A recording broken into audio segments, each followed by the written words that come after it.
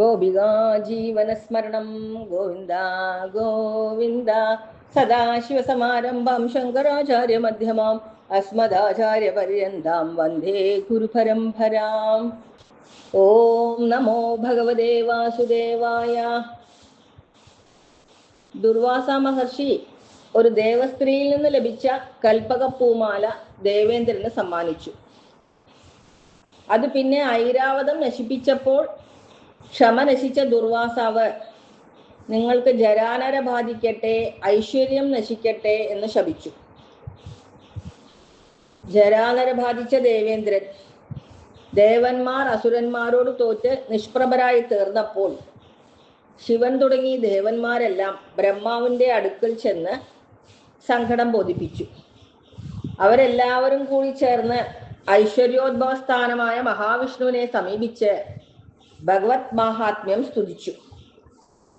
അവരുടെ മുമ്പിൽ തേജോമയനായി പ്രത്യക്ഷപ്പെട്ട ഭഗവാൻ അസുരന്മാരോട് സന്ധി ചെയ്ത് അമൃതം കടഞ്ഞെടുക്കുവാൻ ഉപദേശിച്ചു.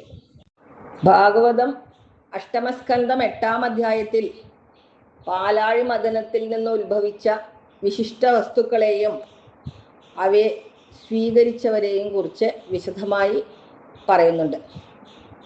വൃഷഭവാഹനനായ പരമശിവൻ കാളകൂട വിഷം പാനം ചെയ്തു. ദേവന്മാരും അസുരന്മാരും പൂർവാധികം ഉത്സാഹത്തോടെ സമുദ്രമഥനം ചെയ്തു. അതിൽ നിന്ന് കാമധേനു പുറപ്പെട്ടു. ബ്രഹ്മലോകപ്രാപ്തിക്കുള്ള യജ്ഞാനുഷ്ഠാനത്തിന് ആവശ്യമായ ഹവിസിനു വേണ്ടി വേദജ്ഞന്മാരായ ഋഷികൾ കാമധേനുവിനെ സ്വീകരിച്ചു. പിന്നെ ചന്ദ്രനെ പോലെ അത്യന്തം ശുഭ്രനിറത്തോടുകൂടിയ ഉച്ചൈശ്രവസ് എന്ന കുതിര, അതിനെ മഹാബലി ആഗ്രഹിച്ചു. ഈശ്വരന്റെ ഉപദേശത്താൽ ദേവന്മാർ എതിർത്തില്ല. തന്റെ 4 കൊമ്പുകൾ കൊണ്ട് കൈലാസപർവ്വതത്തിന്റെ മഹിമയെ അപഹരിക്കുന്ന ഐരാവതം എന്ന ഗജശ്രേഷ്ഠൻ പുറപ്പെട്ടു. അതിനെ ഇന്ദ്രൻ സ്വീകരിച്ചു. പിന്നെ നിർഗമിച്ച പത്മരാഗം എന്ന രത്നം മാരടത്തിന് അലങ്കാരമായി മഹാവിഷ്ണു സ്വീകരിച്ചു. ദേവലോകത്തിന് അലങ്കാരമായ പാരിജാത വൃക്ഷമുണ്ടായി. ആ വൃക്ഷം സ്വർലോകത്തിൽ ദേവന്മാർ ആഗ്രഹിക്കുന്ന പദാർത്ഥങ്ങൾ കൊണ്ട് അവരെ ആരാധിക്കുന്നു. പിന്നെ മന്ദഗമനം, ലീല, കടക്കണ്ണോട്ടം എന്നിവ കൊണ്ട് സ്വർലോകവാസികളെ രമിപ്പിക്കുന്ന ശോഭന വസ്ത്രം ധരിച്ച, കണ്ടത്തിൽ പതക്കം ധരിച്ച അപ്സരസ്സുകൾ ജാതരായി. അവരെ ദേവന്മാരാണ് ദേവലോകത്തേക്ക് കൊണ്ടുപോയി. പിന്നെ സാക്ഷാൽ ശ്രീദേവി ആവിർഭവിച്ചു. തതശ്ചാവിരഭൂ സാക്ഷാത് ശ്രീരമാ ഭഗവത്പരാ രഞ്ജയന്തി ദിശഃ കാന്ധ്യ വിദ്യുത്സൗധാമിനീ യഥാ. ഓം ശ്രീ മഹാദേവ്യൈ നമഃ. രത്നാദികൾ നിറഞ്ഞ സുധാമാവെന്ന പർവ്വതത്തിൽ മീതെ വ്യാപിച്ചിരിക്കുന്ന മിന്നൽ എന്ന പോലെ സ്വശരീരകാന്തിയാൽ 4 ദിക്കുകളെയും ശോഭിപ്പിക്കുന്ന, ഭഗവാനിൽ താല്പര്യമുള്ളവളും രമിപ്പിക്കുന്നവളുമായ സാക്ഷാൽ ശ്രീദേവിയുടെ ആവിർഭാവം. സൗന്ദര്യം, മാധുര്യം, പ്രായം, ദേഹകാന്തി എന്നിവയിൽ ഭ്രമിച്ച് ദേവന്മാർ, അസുരന്മാർ, മനുഷ്യർ എല്ലാവരിലും അവളിൽ ആഗ്രഹം ജനിച്ചു. ദേവേന്ദ്രൻ അത്യത്ഭുതവും മഹത്വമായ ആസനം ദേവിക്ക് സമർപ്പിച്ചു. നദീദേവതകൾ പൊൻകുടങ്ങളിൽ ശുദ്ധജലം സമർപ്പിച്ചു. അഭിഷേകത്തിനു വേണ്ട ഔഷധികൾ ഭൂമിദേവിയും പരിശുദ്ധങ്ങളായ പഞ്ചഗവ്യങ്ങളും ചൈത്രവൈശാഖങ്ങളിൽ ഉണ്ടാകുന്ന പുഷ്പഫലാദികളും വസന്ത ഋതു സമർപ്പിച്ചു. ഋഷികൾ വിധിപ്രകാരം അഭിഷേക കർമ്മങ്ങൾ നടത്തി. ഗന്ധർവന്മാർ മംഗളഗാനം പാടി. നടികൾ കളിക്കുകയും പാടുകയും ചെയ്തു. മേഘങ്ങൾ മന്ദം മന്ദം ഗർജിച്ചു. മൃദംഗം, ഭണവും, മുരജം, മാനകം, ഗോമുഖം, ശംഖം, വേണു, വീണ മുതലായ മംഗളവാദ്യങ്ങൾ വാദ്യക്കാർ മുഴക്കി. ബ്രാഹ്മണർ സൂക്തവാക്യങ്ങൾ ജപിച്ചു. ദിഗ്ഗജങ്ങൾ പൂർണ്ണ കലശങ്ങൾ കൊണ്ട് കയ്യിൽ താമരപ്പൂവോടുകൂടിയ പതിവ്രതയായ ശ്രീദേവിയെ അഭിഷേകം ചെയ്തു. സമുദ്രം മഞ്ഞ നിറമുള്ള 2 പട്ടുവസ്ത്രങ്ങളും പുഷ്പരസം നുകർന്ന മത്തരായ വണ്ടുകളോടുകൂടിയ വൈജയന്തിമാലയെ വരുണനും സാദരം സമർപ്പിച്ചു. പ്രജാപതിയായ വിശ്വകർമാവ് ബഹുവിധങ്ങളായ ആഭരണങ്ങൾ, സരസ്വതീ ദേവി മുത്തുമാലയും, ബ്രഹ്മാവ് താമരപുഷ്പം, നാഗങ്ങൾ കർണാഭരണങ്ങളും ദേവിക്ക് സമർപ്പിച്ചു. അനന്തരം ആഭരണങ്ങളും കുങ്കുമമംഗളാദികളും ധരിച്ച് സൗരഭ്യം മൂലം വന്നു ചേർന്ന വണ്ടുകളുടെ മൂളലോടുകൂടിയ ഉത്പലമാല കയ്യിലെടുത്ത് കുണ്ടലങ്ങളാൽ വിളങ്ങുന്ന കവിൾത്തടങ്ങളോടും ലജ്ജാപൂരിതമായ മന്ദഹാസത്തോടും കൂടിയ സുശോഭനമുഖിയായ ശ്രീദേവി അനുരൂപവരനെ സ്വീകരിക്കാനായി മന്ദം മന്ദം സഞ്ചരിച്ചു. ഒരു സ്വർണവല്ലിയെ എന്ന പോലെ ശോഭിച്ചു.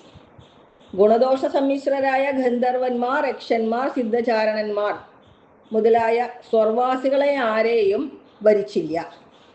എല്ലാ ഗുണങ്ങളും തികഞ്ഞ ആത്മാരാമനായിരിക്കുന്ന താൻ ആഗ്രഹിക്കുന്ന വിഷ്ണുവിനെ ശ്രീദേവി വരനായി വരിച്ചു. വരണമാല്യം ശ്രീഹരിയിൽ സമർപ്പിച്ച് വക്ഷസ്ഥാനത്തിൽ തനിക്ക് ഇരിപ്പിടം നൽകണമെന്ന് പ്രാർത്ഥിച്ച് ഭഗവാന്റെ സമീപത്തു ചെന്നു നിന്നു. ത്രിലോകമാതാവായ ലക്ഷ്മി ദേവിക്ക് ത്രിലോകജനകൻ പരമോത്കൃഷ്ടമായ മാറിടം വാസസ്ഥാനമായി നൽകി. വിശിഷ്ടഭൂതികൾ നിറഞ്ഞ ദേവി സകല ലോകങ്ങളെയും സമ്പത്തുകൾ കൊണ്ട് അനുഗ്രഹിപ്പാൻ സമർത്ഥയാണെന്നറിഞ്ഞ ഭഗവാൻ ലോകാനുഗ്രഹാർത്ഥം ദേവിയെ സ്വീകരിച്ചു. ബ്രഹ്മാദി ദേവന്മാർ മംഗളവാദ്യങ്ങളാൽ ഘോഷം മുഴക്കി.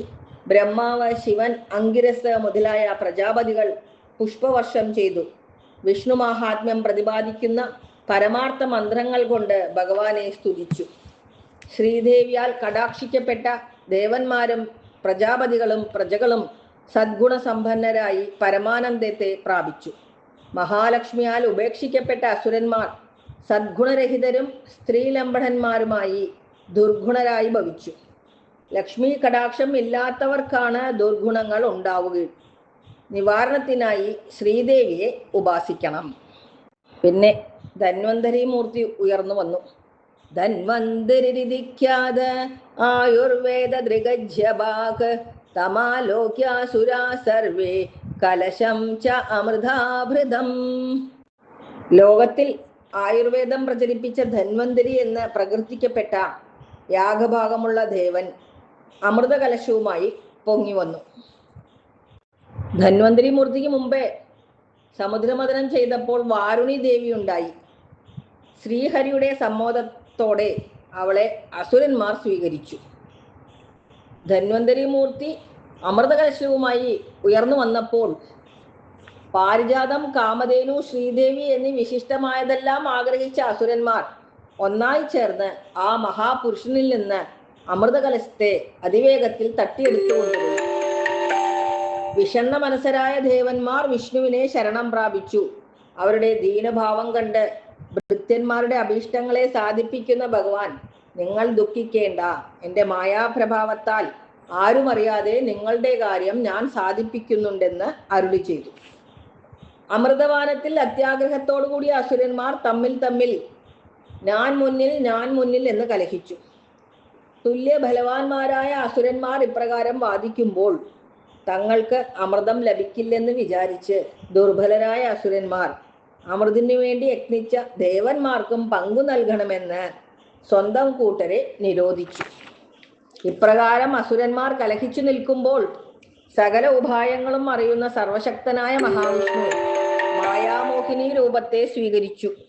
ഏതസ്മിനന്തരേ വിഷ്ണു സർവോപായ വിധീശ്വരഃ യോഷിദ്രൂപമനിർദ്ദേശ്യം ദധാര പരമാദ്ഭുതം. പ്രേക്ഷണീയോദ്ഫലശ്യാമം സർവാവയവസുന്ദരം സമാനകർണാഭരണം സുഖപോല ഉന്നസാനനം നവയൗവന നിർവൃത്ത സ്തനഭാരകൃശോധരം മുഖാമോധാനുരക്താളി ജംഘാരോദ്വിഗ്നലോചനം ബിഭ്രസ്വകേശഭാരേണ മാലാം ഉത്ഫുല്ലമല്ലികാം സുഗ്രീവഖണ്ഡാഭരണം സുഭുജാംഘതഭൂഷിതം.